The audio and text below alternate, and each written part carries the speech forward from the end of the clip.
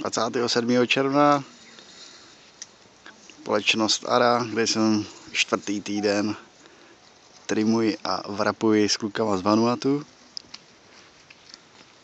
1,8 milion kytek, které se musí udělat v průměru za 10 měsíců. Po ránu pěkná zima, někdy fučí, někdy prší celý den, furt se maká. Ukázka mýho vrapování.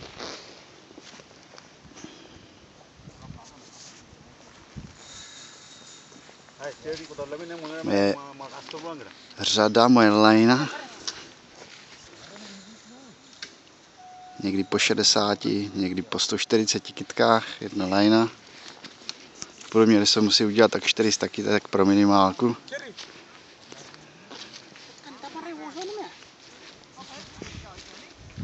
Další kluci. Ještě super vazorka, Pity. I would hate to ruin your camera shot. You wouldn't do that to me. You wouldn't do that. Take a lovely one of the vineyard, the guys will.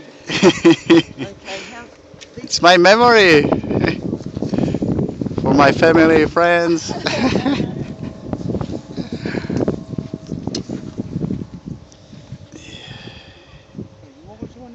Je tu sranda. S klukama z Vanuatu.